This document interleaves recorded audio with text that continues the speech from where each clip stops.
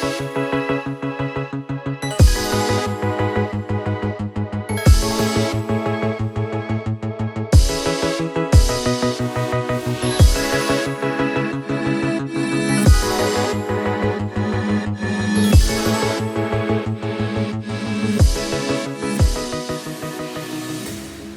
everybody, and welcome to the Yinzer Brothers podcast. I am TJ. I'm here with my brother Tim, and we are the Yinzer Bros.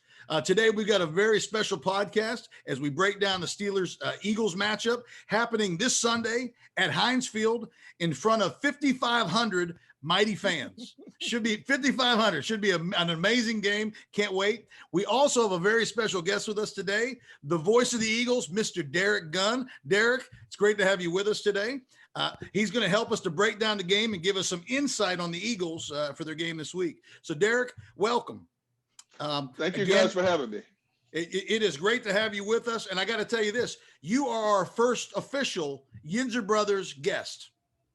What? Really? You're the first. So how does it feel to be the first guest on this mighty podcast?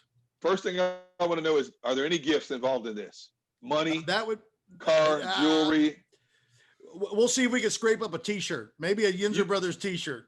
Man, you guys are cheap, man. How did I get roped into this?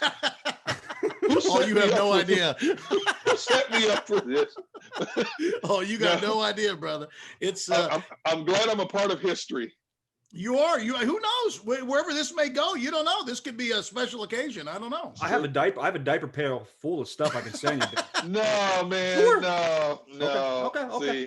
You can tell you two are related. See, I feel like I'm in a Bermuda Triangle right now. Yeah, I'm the much better looking brother, though. That's the. Yeah, it has to be the facts. Sure you are, Mr. Clean. Sure you are. Yeah. So it's good. It's good to have you with us tonight. And again, it's a high honor. Just to let you know, all 12 of our subscribers are all excited about you being here with us today. It's going to be great. So for those of you that don't know, Derrek also has his own little podcast called Gun on One. And it's kind of funny. We started our podcast about the same time, Derrek. I don't know if you noticed or not. Right. So we're up to 12 subscribers. If you take the Greek family out of that subscriber list, that leaves us with 2. I think we got 2. How are you doing on the subscriber category? How is your podcast doing? Do you really want to know? We want to know. We want to know. Okay. Well, I've done 4, and the first week I had Brandon Graham of the Steelers on, and the podcast was in the top. It immediately jumped into the top 200 sports podcasts in America. A few days later, it had elevated up to number 55 of sports podcasts. And then, of course, by the weekend, it dropped down to like 120 something. But I followed up with Brandon Graham. Then I had Lane Johnson. Then I had Brian Dawkins. And I just did Chris Long, a 2-time Super Bowl champion. My guest coming up next week is a former friend and colleague of mine, Scott Hansen, who, if anybody watches football knows, Scott is the host of the Red Zone for the NFL Network.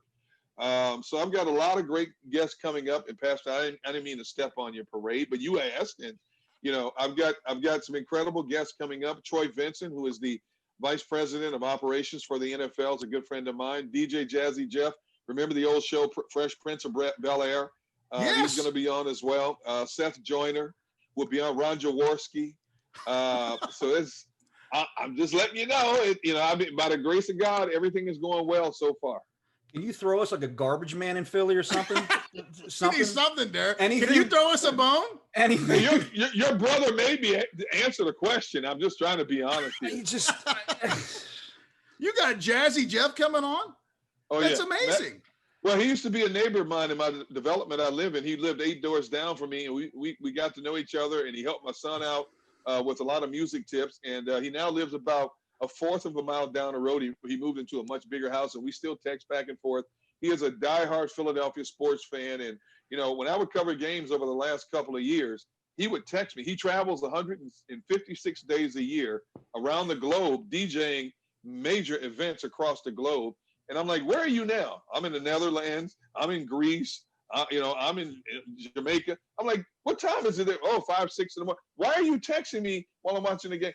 And he's trying to analyze the game with me. I said, dude, would you please let me go do my job and go back to sleep or doing whatever you're doing? So, and he would watch every game because he had one of those Fire Stick things. So he watches every game. Oh, I got a yeah. similar story with the guy that makes the Eaton Park smiley face cookies back in Monroeville. All types of hours of the day. I'm like, an hour, he's calling me up and we're analyzing games. Just It's basically the same, Tim. Basically the same. The E Park guy, yeah. The guy in the back. So have you, I got to ask you, have you met Will Smith too? No, but Jazzy Jeff doesn't know it yet. But when he's on my podcast, I'm going to blindside him on my podcast. Can you get me Will? If he gets me Will Smith for my podcast, the Gun on One podcast, that's like a rapper. I take the mic, drop it, and walk off the stage and just throw up my hands. That's it. incredible. I'm done. That's amazing. Oh my God. So yeah. But I do know Will. Matter of fact, when he used to live down the street from me, I didn't know this until later. But Will Smith would sneak to his house at night, so people wouldn't see him, and spend the evening at his house, and then slip out in the wee hours of the morning before anybody would notice that he was in or out of here. I didn't know that, or I'd have had somebody put a surveillance camera down there so my family and I could run down there and bombard him for autographs and hugs and stuff like that. I love that. So as we look at the horizon of the Yinzer Brothers podcast, as far as our guests, I think we got some big stars like I think Melissa Harris may be on one week. That's Tim's wife. She may come in. I don't think we have enough money to get her. I don't know. We can get her in. I don't know. No. I don't know. I don't know who else we got coming on. We may get Toby John Harris, but that ain't a big deal, right? I can try to make a call. Maybe get the old lady from Pomani's. That every time you see yeah, videos. you may better get her. I can try. Oh. Yeah. So I'm wearing a shirt now, and you know how much they sponsor our show for? Nothing, Derek. They give us nothing. I had to buy this shirt. It's just this piece of junk is what it is. But when you get your subscribers up, I'm telling you, man, you can make some money off this thing. You're gonna have to teach us because we don't know what we're doing. Obviously, what we're putting out to the fans is garbage, or else we'd have more than 12 subscribers. But I don't know.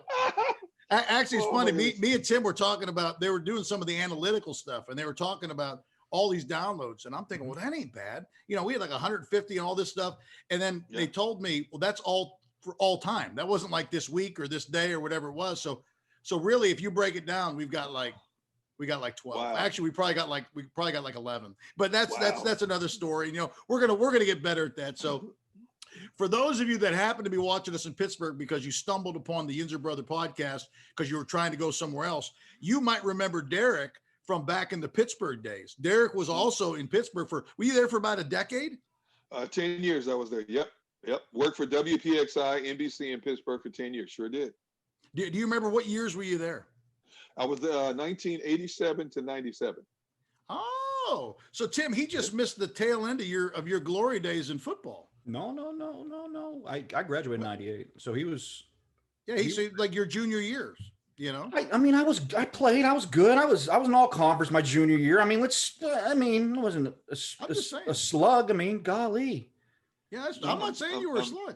I'm sorry. I don't remember the name. I apologize. Come on, Derek. Come on. You could at least lie to the people something. Now, Derek would probably remember. He'd have to remember when I played at Three River Stadium.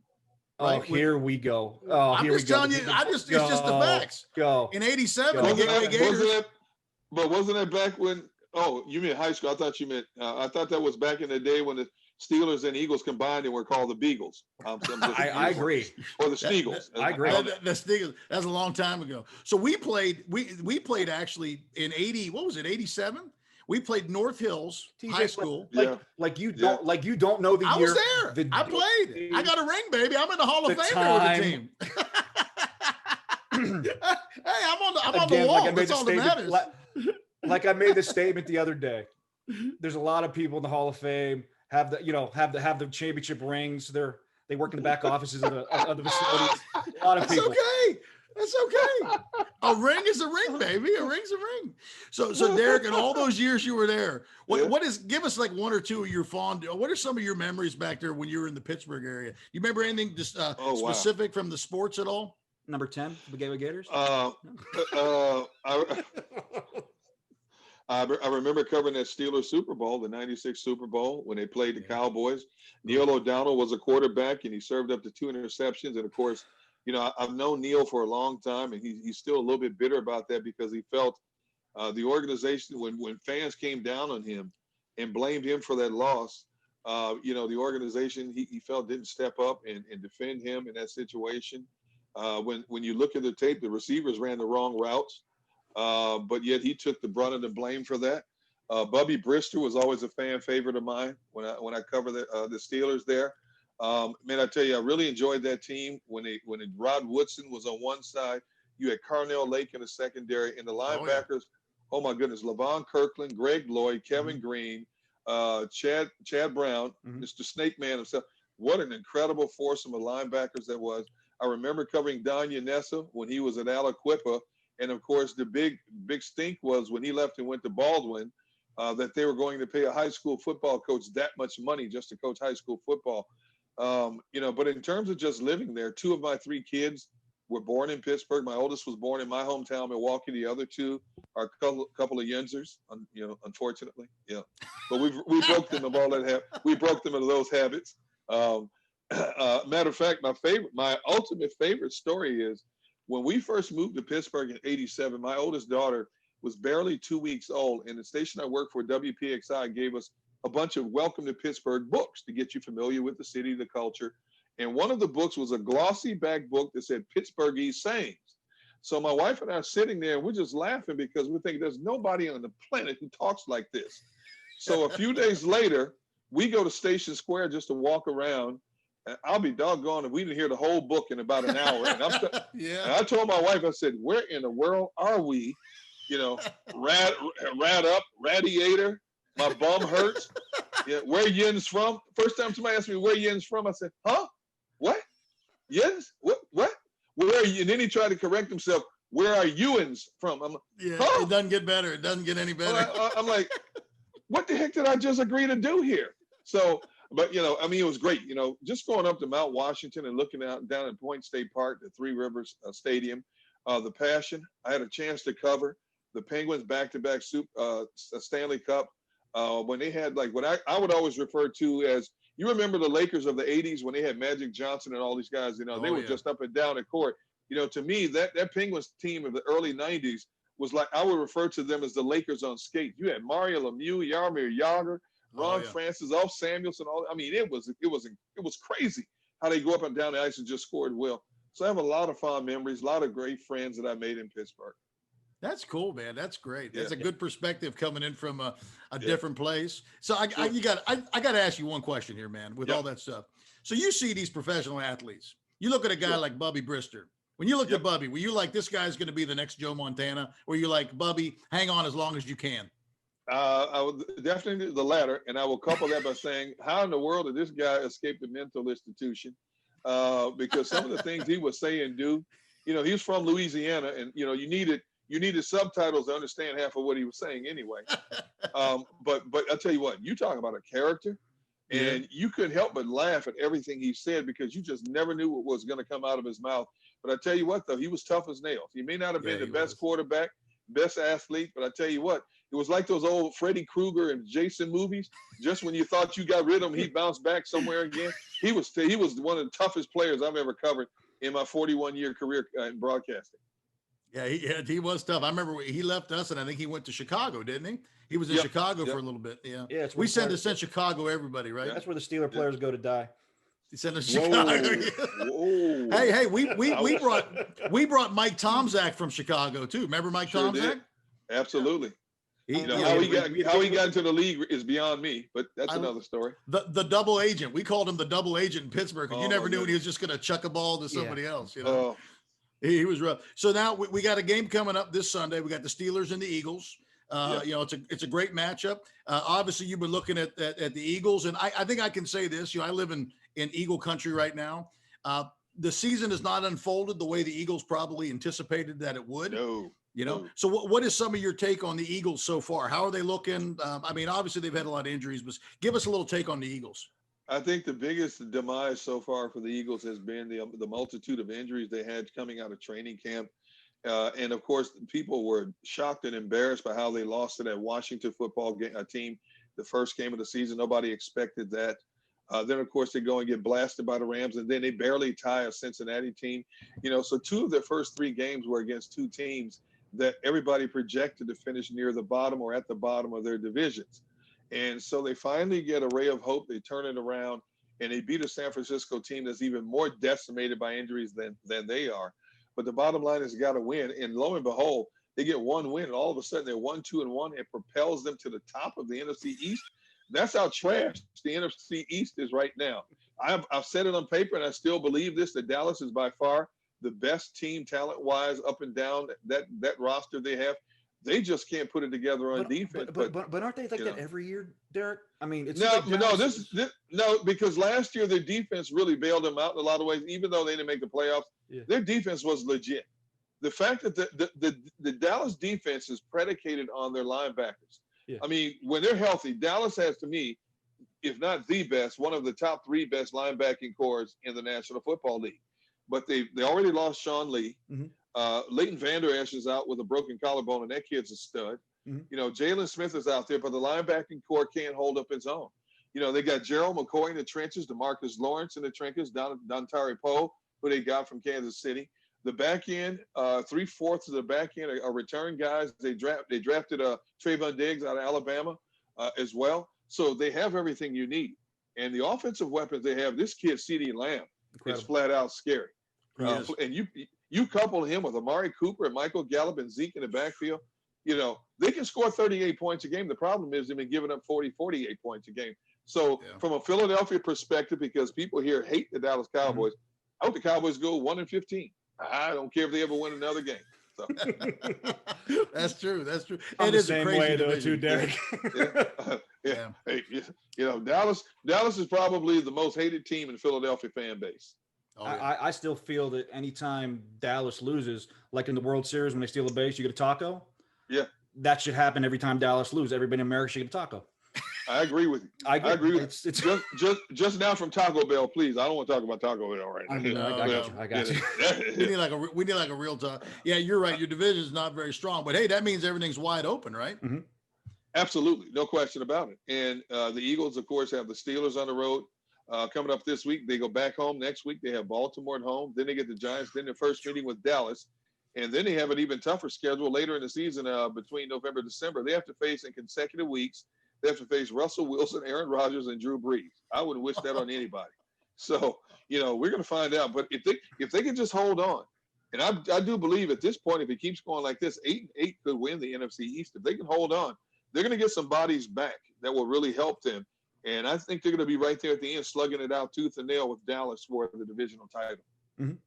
I think you're right. I think you never know what's going to happen as we get toward the end here. I watched the Dallas-Cleveland game, and boy, that was just crazy. You're right. Dallas does have an amazing offense, but their defense it just stinks right now. They're hurting bad. So who knows? We'll see when we get guys back. So when you look at them matching up against the Steelers, I mean, obviously, you know, Steelers are coming in. We got a pretty good defense. We match up pretty well. What about the Steelers concerns you if you're an Eagles fan?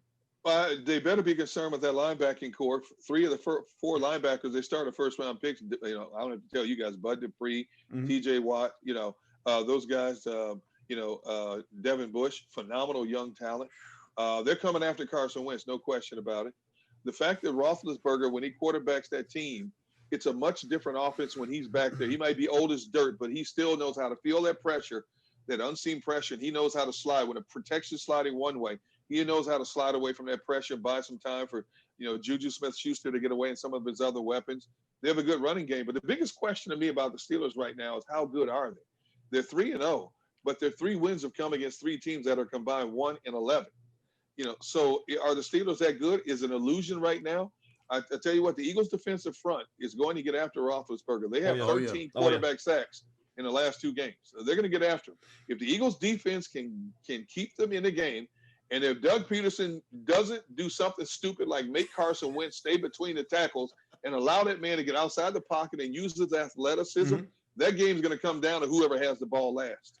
It got me nervous. It seemed like Carson Wentz last game, something started clicking again with him. Yeah, but it seemed like the first couple games he was seeing ghosts. Every time that I watched him, it seemed like last game something clicked in him that he was. And like you said, it seemed a lot of time when he got outside the pocket. Yep. He was buying time. He was hitting guys, and it kind of got you. And I brought this up to my brother probably after they beat the Texans or one. I was like, I don't know how good the Steelers are. You know, I saw them. Yeah. I saw their defense get picked apart by a garbage.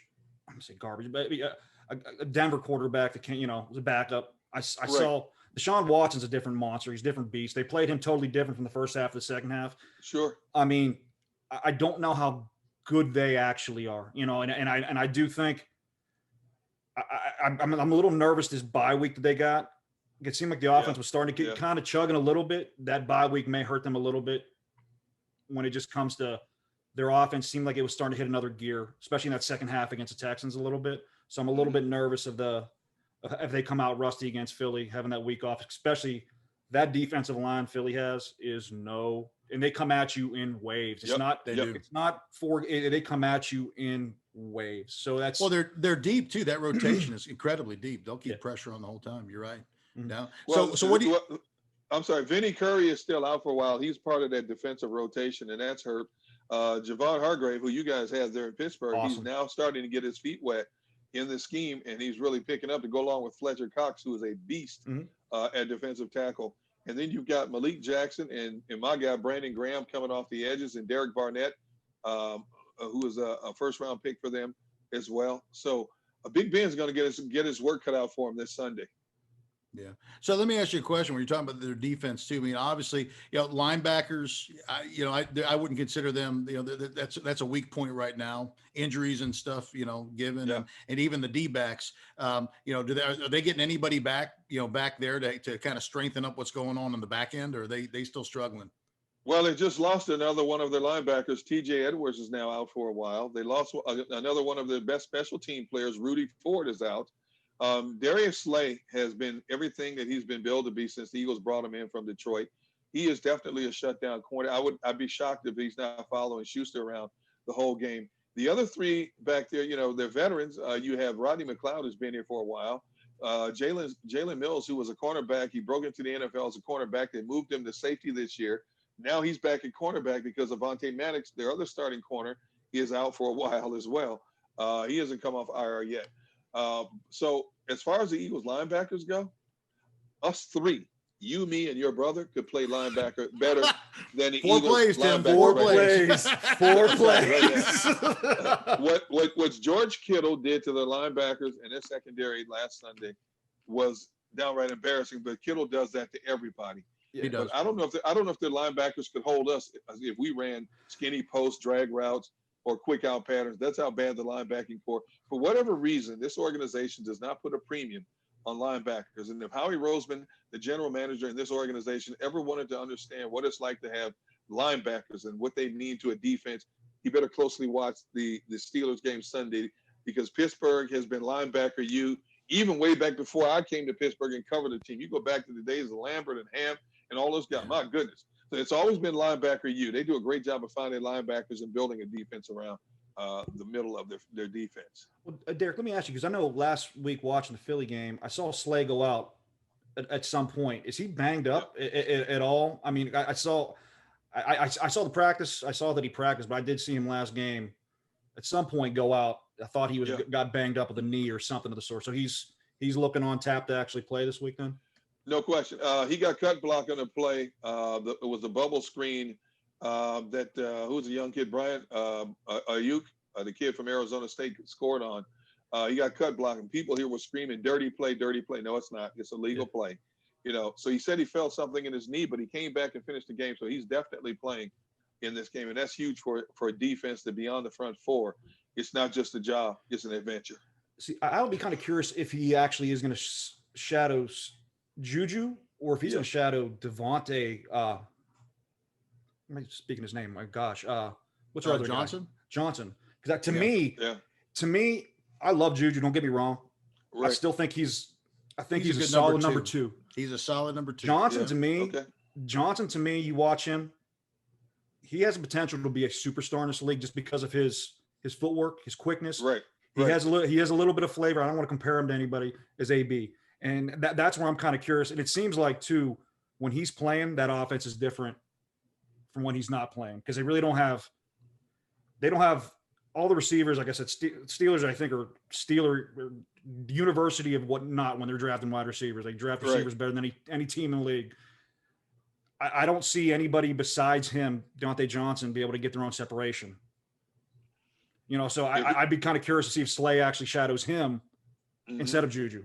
But if he is the better receiver, I guarantee you, Eagles defensive coordinator Jim Schwartz has already determined that Darius will follow him and probably not Schuster. But if that's the case, then if I'm Big Ben, here's where I tell Schuster, you know what? You can make the Pro Bowl in this one game.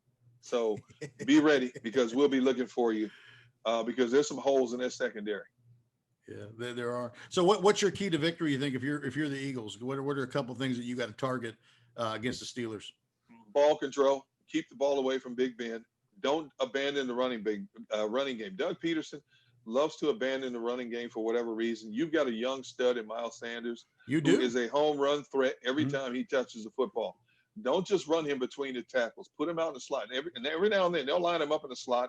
They'll line him out wide. Hit him on a swing pass. Hit him on a screen. Get this kid coming across the middle on a drag route. Linebackers can't match up with him. Most safeties can't keep up with him. Control the clock. Have 7-8 minute drives, and make sure you finish off drives with put points, put pressure on Pittsburgh in their own backyard. That's the best way that they're going to win this game. Do you think Wentz is capable of putting those type of drives together? Absolutely. All right. Yeah, absolutely. It seems like he has. What kind of frustrates me about CF, he has that one or two bonehead plays during the game where you're kind of like, what are you doing? It could be a game changer, especially against the Steelers, because Steelers, I don't care if you're playing one of the worst teams in the league or one of the best teams in the league. Yep. Steelers always play up to the competition, down to the competition. So it's one of those things like, watching Wentz first, are you going to get that Wentz from the first 3 games? Or are you going to get that Wentz from what you saw from his last performance? That's what I'm kind of crossing my fingers. Don't know, but I will tell you this. He's a much different quarterback. When he starts roaming outside of that pocket, he's a much different quarterback. If you look at the quarterbacks who are successful in the league today, the Patrick Mahomes, the Deshaun Watsons, the Lamar Jacksons, what's the common thread here? They all have the capability to float outside their pocket. And when that quarterback with that kind of athleticism gets outside of that pocket, it freezes outside containment. It freezes the outside linebacker. It freezes the safety. And when a quarterback's scrambling like that, a defender has to put one eye on the quarterback, one eye on the guy he's covering. And once you put one eye in one place and one on the other, that's when the guy you're looking to throw to slips away from that coverage. You only need a fraction of a second. And Carson has the arm strength to get the ball there in a hurry. Now, he may not put up 300-400 yards a game, but what he did against the 49ers, he put up efficient numbers. And the one interception he had was because it was a deflected pass. He has 7 interceptions already in 4 games. The last 3 seasons, Carson has averaged 7 interceptions per season. So it's an unusual season for him, but it doesn't make a difference who's on the field catching the football for Carson. If you go back to last season and the previous season, this team was decimated by injuries at the wide receivers. They were pulling guys in from the concession stands, practice squad, truck routes, and he willed that team to a divisional title. Guys like Greg Ward came from out of nowhere, players like that. And so now he's got, another young guy named Travis Fulgham, who has the game-winning catch against the 49ers. Well, here's what you need to know about Travis Fulgham. He was cut by Detroit on August 9th. He was cut by Green Bay August 19th. He was cut on the last day of cutdowns for the Eagles, and somehow, some way, out of necessity, because Deshaun Jackson's down, J.J. Arcega-Whiteside is down, they somehow brought this kid back. Lo and behold, he has 2 catches. One of them is a game-winning touchdown catch against the 49ers. But that's what the Eagles have been doing the last few years out of necessity, finding these guys that other people have given up on and making them temporary stars to get them to where they need to go. How close is I did see Deshaun Jackson practicing this week. How close is Deshaun and how close is Alshon from playing? From what I've been told, there's a good possibility Deshaun could be playing. J.J. Arcega-Whiteside could be back this week. Alshon, they were hoping he would be back this week, but in all probability, it could be next week against Baltimore. The fact that Alshon is even talking about playing 10 months removed from a surgery from plantar fasciitis is beyond me. When you look at a lot of players that have that type of injury, it usually takes a good year for them to get back to where they are. And now you're talking about Alshon coming back in 10 months. And the Eagles are being extremely cautious with him because if he has another one, and, in all likelihood, it could end his career. And so, players that have multiple plantar fasciitis type injuries never end up being the same type players, and it has ended a lot of players' career. So they're being extremely cautious with him, which is understandable.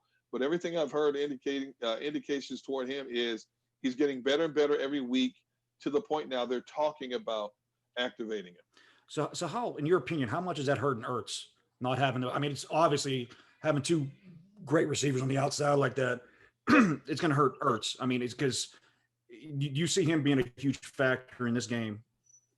Well, now that, if Jackson's playing, basically. Well, Zach Ertz has been Carson Wentz's safety valve ever since Carson's gotten to the league. A couple of years ago, Zach Ertz had like 116 catches. Followed that up with 80-something catches the next year. The problem is this year, Zach Ertz, for whatever reason, has not been able to get into the flow, and it's because a lot of teams have double-teamed him, especially since the other up-and-coming tight end, Dallas Goedert, now is out with an injury as well. So because there has been no Deshaun, now no Dallas Goedert, people have been doubling up on Zach Ertz, forcing Carson to go elsewhere. Well, if Deshaun comes back, obviously you have to roll the coverage to his side, which will free Zach Ertz up much more in the middle. Now, much to the dismay of the Eagles, the Steelers are one of the few teams that have a multitude of linebackers who can run with tight ends and cover tight ends. So it may affect Zach Ertz in terms of the number of looks that he'll get this week. But more importantly, Zach Ertz has been mentally distracted with the money issue. This is a big contract this year for him. Last year, the Eagles in November offered him a certain amount of money.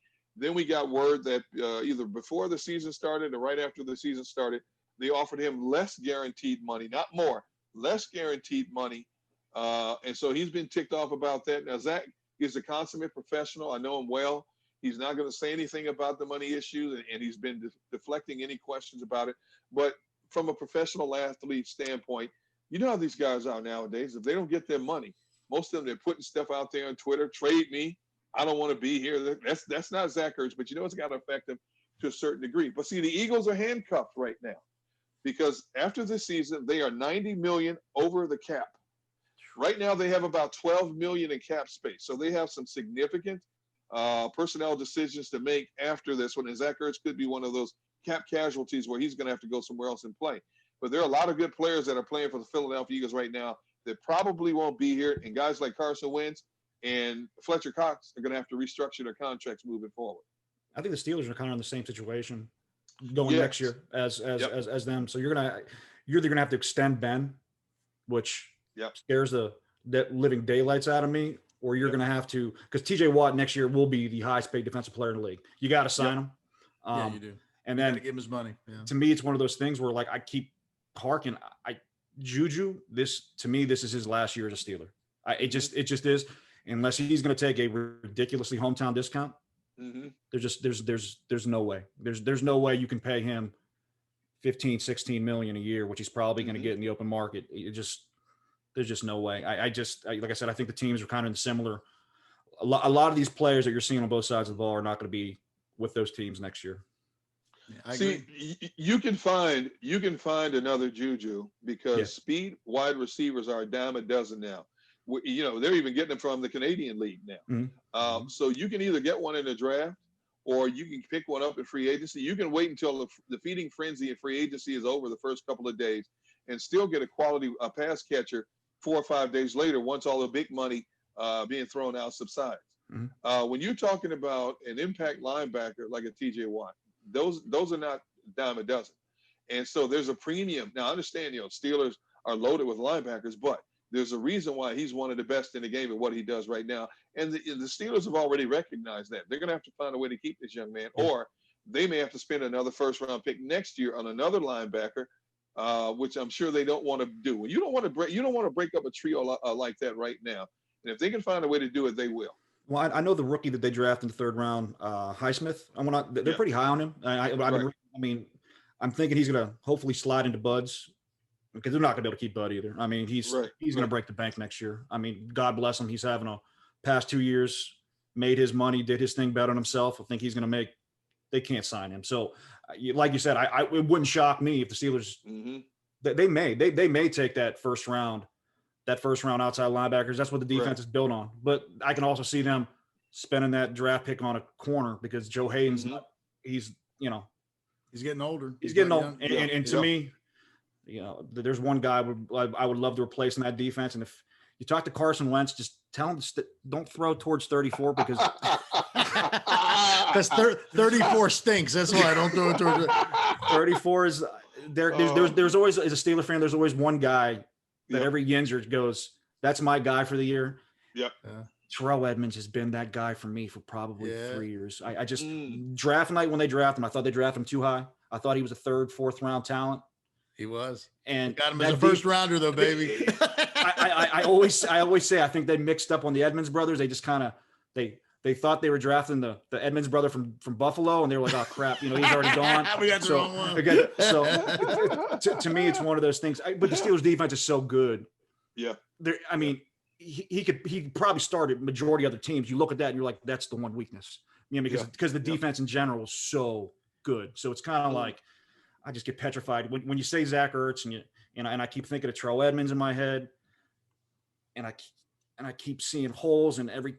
I just see him having a million yards. Those seam routes for those tight ends, man. That's the weakness of the zone defense, man, and that's our bane, man. We gotta. Don't tell Derrek our strategy and our weakness, dang it. He knows people in the Philadelphia organization. He knows. That's right. Howie Roseman, the Eagles general manager, is listening right now. I'm sure you got to be careful, Tim, because they're bent on your breakdown. You got to be careful. It's going to come down to both sides of the ball, offensive line, defensive line, for both teams. I mean, it's what it is. It is. Yeah. If the Steelers can pressure Carson Wentz and keep him in the pocket, they'll win. Turnovers are going to be huge in this game, also. Yeah. I agree. We got to hope our guys can hold on to the ball, and we'll see what happens. So, Tim, what do you think the keys to our victory is for the Steelers beating the? So you're saying you got to make Carson Wentz beat you? Is that what you're saying? You got to keep. He's similar to Deshaun Watson. Mm-hmm. You got to keep him in the pocket. I mean, he's not as athletic as Deshaun Watson, and I still think you got to keep him in the pocket. You got to get pressure in his face, just like any other quarterback. You get pressure up in the middle. You're going to disrupt them, and make sure Bud and TJ are not over pursuing, and they get outside the pocket. You just keep him in the pocket, and then you gotta contain Ertz. You have to. And like I said, I think their running back will get his yards, and I think he's going to get his yards in the passing game. I don't think there's any team in this league that's going to be able to run on the Steelers. I think we get in the passing yards. You got to give up something. Ertz to me is what makes that offense tick. If you kind of shut him down, you'll be all right. And you got to hold on to the ball. You can't have any stupid turnovers. You can't. Ben can't do one of his head scratching throws that you're kind of like, what gets me. Ben, they just rebuilt his elbow. Give him a little. What gets me nervous about this game is Philly's not going to pressure you from the outside. They're going to come straight at you, and it gets me nervous. I don't want to see a repeat of what I think the last time they played Philly, where Ben was sacked like 10 times. Mm-hmm. That's what I'm getting. I'm having visions of that for some god awful reason, but I don't know. So, to me, you got to get those quick throws out. You got to kind of. I think screen game is going to be huge for the Steelers in this game too. Yep. What's kind of interesting too. So I was thinking this out too. So you got Sanders, who's he's a Woodland Hills graduate. Yeah. Right. So that's our arch rival, and then you got Connor, who's he's from Erie, so he's a local boy. He goes to Pitt. Didn't he go to Penn State? He backed up Saquon. So you got like this is a homegrown matchup. This is kind of interesting to me. If Connors can stay healthy the whole game, this could be like a little Hail to Pitt Penn State rivalry too, right? It could be. Oh, there's no question. If I was Philly, I mean, truthfully, the two guys I think are going to be kind of difference makers that they don't really think about now is I think the two rookies for the Steelers. Claypool, I just don't see. He's a stud. If you put Maddox on him, I don't think Maddox is going to play. He's just bigger than everybody. Yeah. You may get a couple pops up top. The guy that I'd be a little bit keep your eye on is McFarland. That rookie from last week. He's seen fast. some of his juice coming in the game. I think he's going to be a little bit more involved in the passing game, knowing they had the bye week and they're able to work on with those rookies a little bit more. I think he may have a bigger game than people aren't really looking at. It's either him or I'm going to keep beating for me, I'll beat the tight end drums every week. Ebron should have a monster game. He should have a monster game. He's figuring it out. So let's ask you this, Derrek, too. So obviously, you know what happened last week with the Steelers and the Titans. I don't know what they're doing down in Tennessee. If they're licking light poles there in Nashville, I don't know what's going on. They had more guys test positive today. They did. Yes.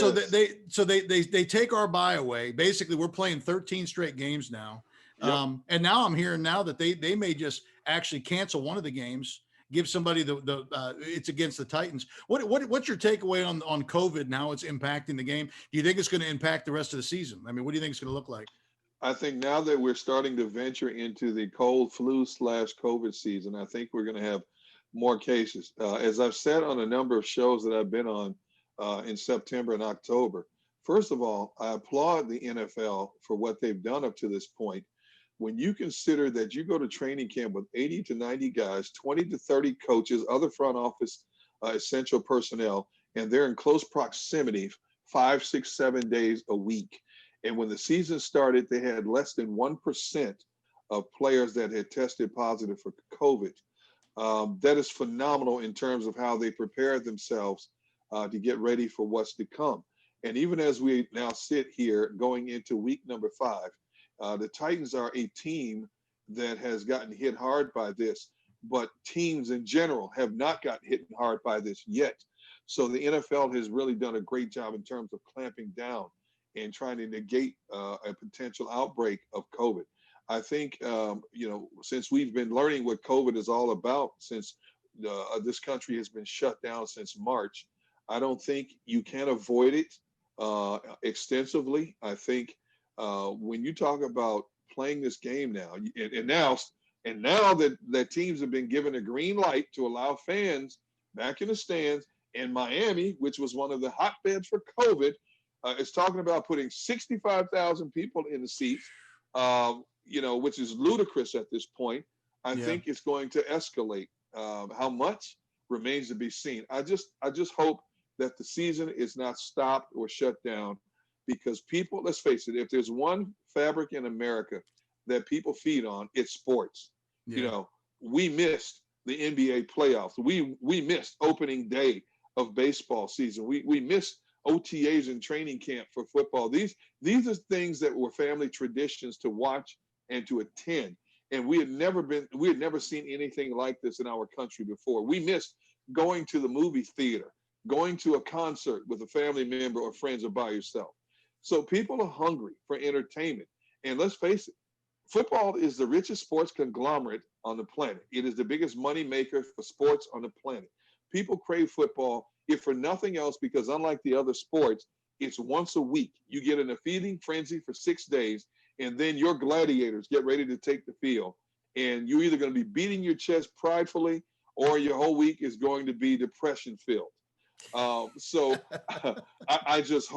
I hope and pray that there's not an outbreak. I hope this thing is contained.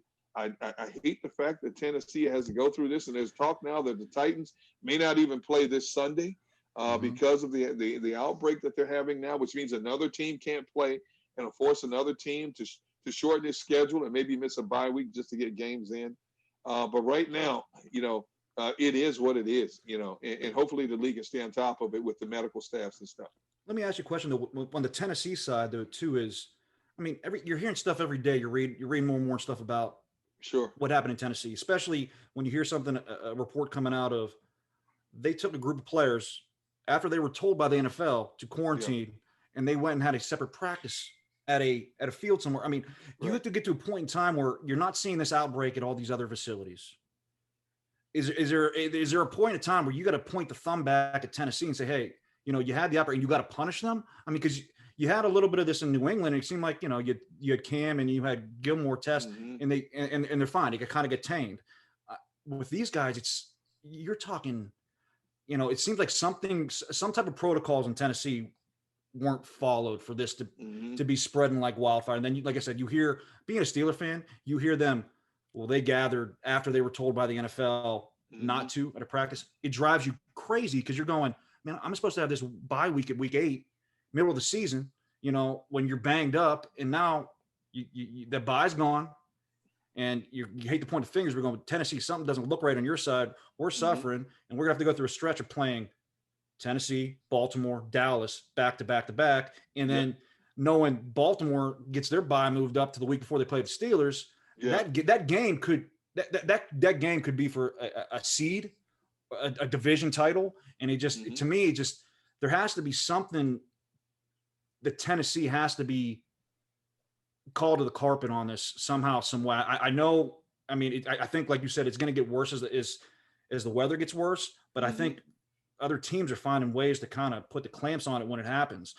To me, the Tennessee thing's a different beast, and I just don't know why. And put it this way, it wouldn't shock me to see the NFL come out with one of their 5:00 p.m. on Friday memos saying Tennessee's getting docked this, and this. Right. You know, to me, some doesn't, the smell test doesn't add up with the whole Tennessee thing. Just seeing how much it's spread there. See, the problem is, especially with football players, because they've been coddled their entire careers from pee-wee football to high school to college to the pros. They've always thought they are above everyone else because of how people just worship them. And you have a group of players, and I'm not privy to any inside information in Tennessee, but I can tell you this in a general sense. You have players that are going to test the policies and the theories. They're going to want to slip out and go hang with their boys, shooting pool, and try to go to a club and have a drink. They're going to try to bring in people into their homes they shouldn't bring in. I think the only definitive way right now to defend against COVID is to follow what the NBA did and create a bubble. And they're talking about that now. If they can get through this regular season, the NFL may create a bubble for all the playoff teams that get in the playoffs. Now that you've expanded the playoffs by one team, that's another group of bodies you have out there. So I'm all for it. Now, I know NFL players a lot of them were against going to a bubble starting from training camp because they didn't want to be away from their loved ones for 4 or 5 months. But the bottom line is, do you want to get paid? Yeah. I mean, you're living a dream that the average man will never be able to fulfill. You're playing professional football at the highest level, and you're getting paid 6 and 7 figures to do so. Some of you are making great money, not just in salary, but endorsements and other side deals and appearances. Do you want to play? Do you want to sit here and gripe about being put in a bubble? I know it's an inconvenience for the wife, the kids, your grandparents, whatever the case may be, parents. But you're going to have to make some big boy decisions in terms of what you want or what you don't want. And that's why I'm not surprised one bit when the NFL just mandated that, if you don't abide by rules, first of all, start with the coaching staff. How do you have 4 or 5 coaches who know you're supposed to wear masks, who just got fined $100,000, the organization's $250,000, because you're on TV, national TV, with no face mask on? How do you even allow that? So what are you telling your troops when you do stuff like that? Mm-hmm. So that's why I'm glad the NFL has just implemented. We're going to start making people forfeit games if you don't comply with what we're doing. Let me ask you a question because I heard something about the forfeiting games, though. Is this sure? Because what I heard today is, everybody, you have to make Tennessee forfeit, give the Steelers win. But also the players are saying we don't get paid a game check if there's a forfeit on either side. So they don't want that to happen because you're going to miss out on the game check. So, I mean, that's never going to happen. I mean, truthfully. Well, let's put it like this. There's an old show in the 70s and 80s called Beretta.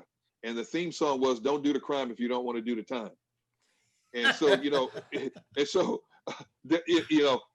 the players are that worried about their checks, then step up, become men, act like men, conduct your business as men. This is an inconvenience for one season, not your entire careers. And for a lot of you, your careers may only be this season. Mm-hmm. So you want to make the most of it. You don't want to be remembered as the guy or the unit that helped shut the league down and you couldn't finish what you start. So, all the pouting that's going on right now, you better put that aside in a hurry because, again, we're heading into, we caught the tail end of this COVID thing coming out of winter into spring. Now we're going to fall into winter. And instead of 2 or 3 months, we're talking about 5 or 6 months at the height of this virus. And unless they come up with a vaccine in a hurry, it could be detrimental in a lot of ways to a whole lot of people.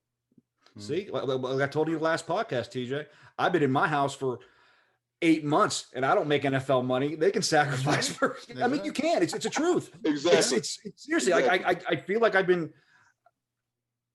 feel like I have been running from COVID for 6 months now. Like, it's just, to me, you're making that type of money, sacrifice, you can sacrifice.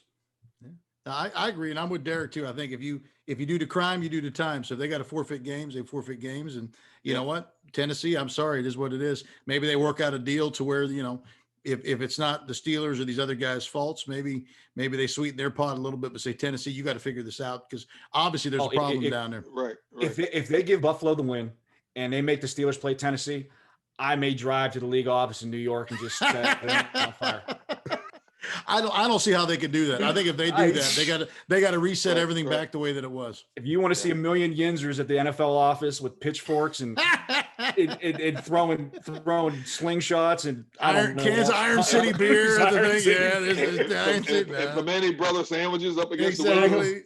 Exactly. No. So it should be a good game. We're looking forward to it. It's always good to play the Eagles because it's a rivalry, but we're in different divisions and stuff. Sure. So, conferences. So this will be good. I'm looking forward to the game. Derrek, we appreciate all your insight being here with us today.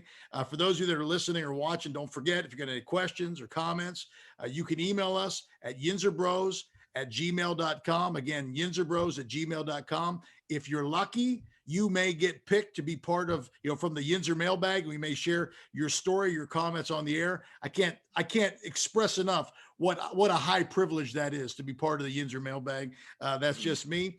And again, if you got any other comments or ideas about the show, please let us know what you'd like. Derrek, it was great having you with us today. We wish the Eagles. We wish you all the luck as long as you lose. We hope that you have a great game and, as long as we still have the victory. Again, don't forget, I'm TJ. I'm here with my brother Tim, and we got special guest Derrek Gunn. We are the Yinzer Bros today. We're shooting for a big victory this weekend, my fellow Yinzers. Stay classy, Pittsburgh. Have a great week.